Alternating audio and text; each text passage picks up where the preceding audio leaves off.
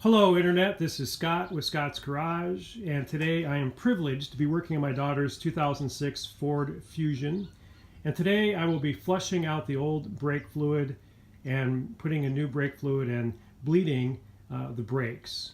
No, I'm not a professional. I'm just a dude who works on his own cars, own daily drivers in his spare time, and this is not professional advice.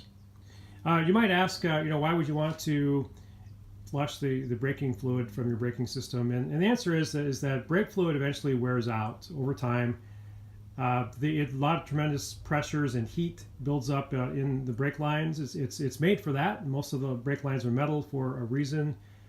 But at very high temperatures that the brake fluid operates under, and over a while it just starts to get old and burn and that. Now we live in a very hot climate. This is Phoenix, Arizona, and it's hot enough as it is, but then any system on your vehicle likewise subject to heat.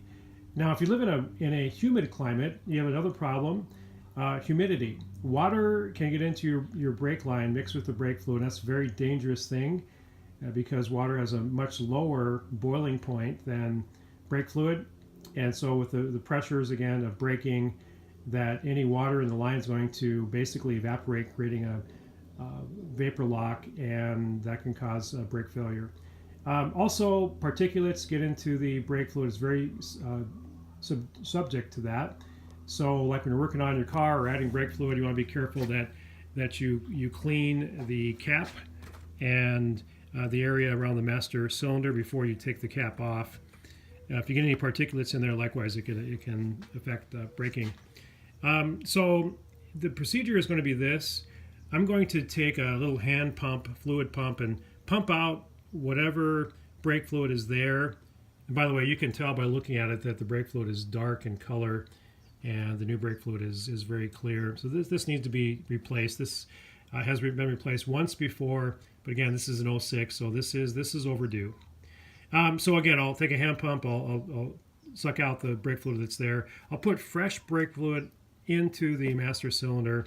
And then the procedure is this.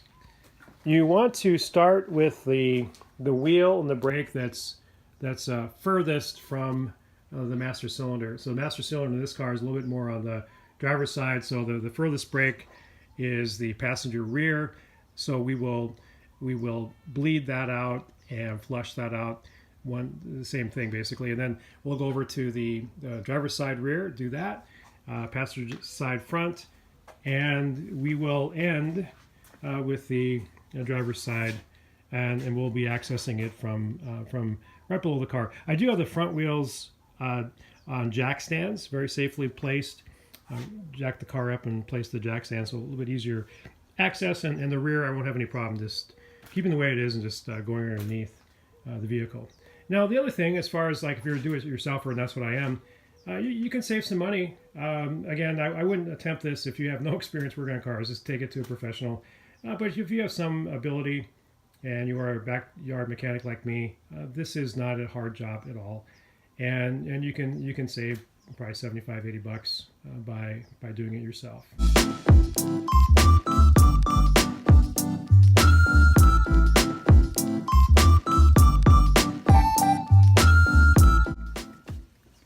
Okay, I recommend wearing rubber gloves. Brake fluid is extremely corrosive. If you get brake fluid on your paint, it'll eat the paint off. It does it probably in many cases a better job than paint remover. So be very careful with the brake fluid. And so I'm using this little Harbor Freight multi-purpose transfer pump, and I'll be using that to again pump out most of the old fluid from the master cylinder.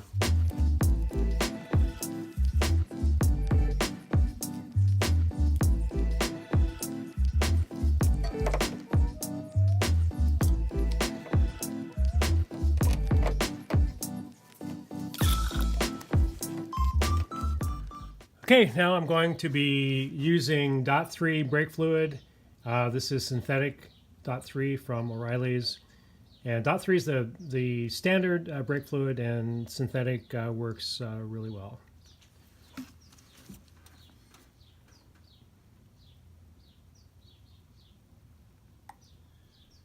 I'm going to overfill it.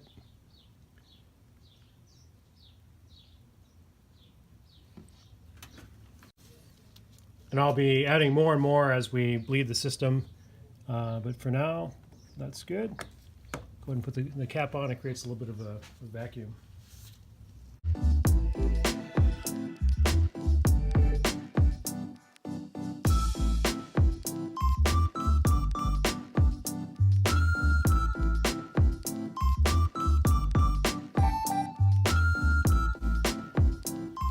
Okay, I'm now on the rear passenger side wheel. I took the wheel off, better access.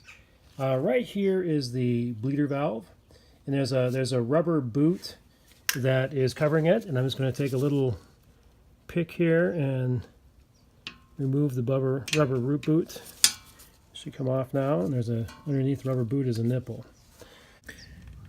Okay, I purchased this one-man brake bleeder kit from AutoZone. Very reasonable. It was like $8. There's a little magnet on it, which is handy.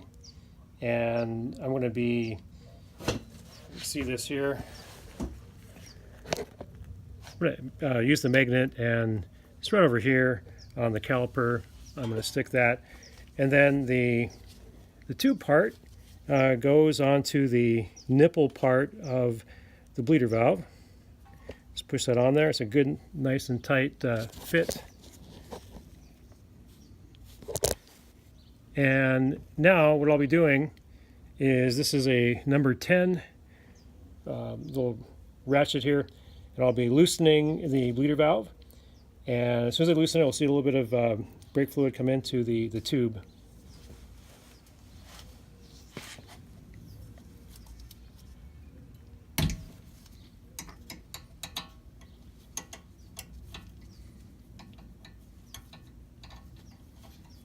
Okay, there's a little bit of brake fluid in there. That's far enough.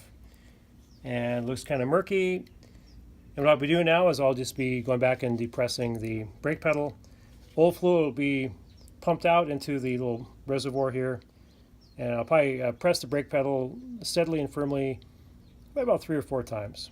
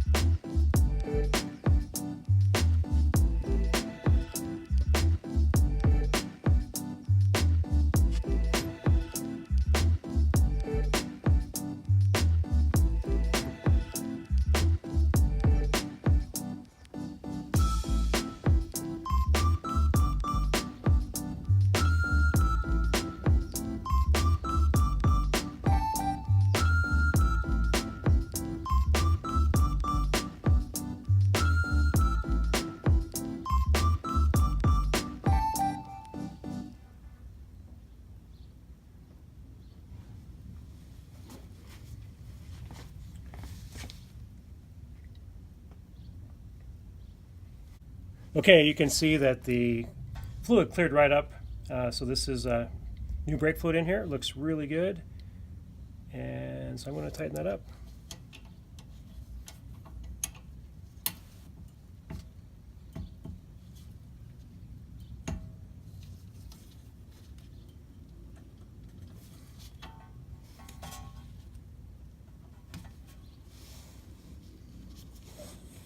Be sure to put the rubber boot back over the nipple.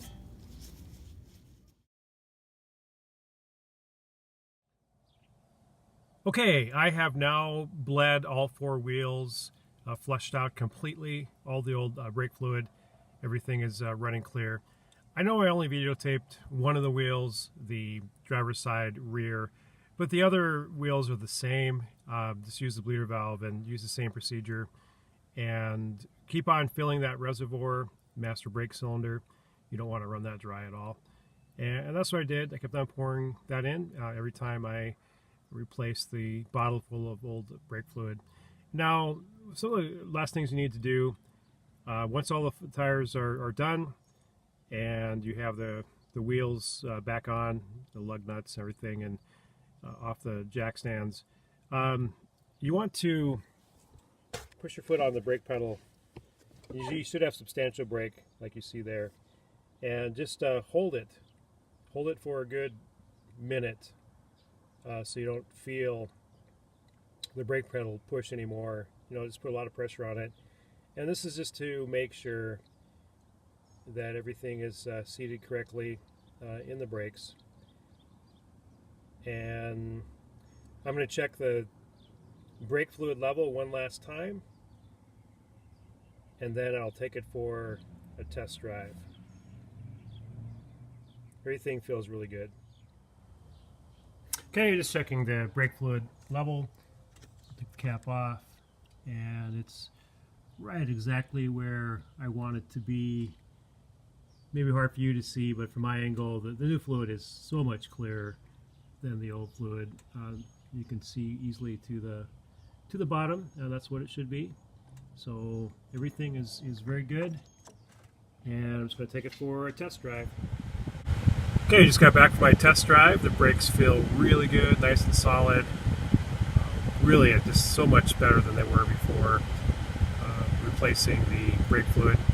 I had replaced the rotors and pads before replacing them, flushing out the brake fluid, but that improved as well. But this makes it even better. So this is Scott with Scott's Garage. Please smash up the likes. No, this is not professional advice. I'm just a backyard mechanic. I work on my own cars, our daily drivers, keep them running.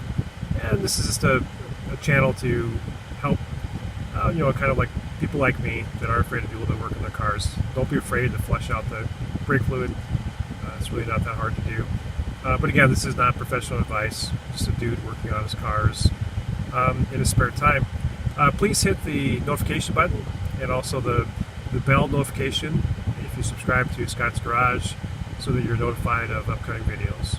Have a great day.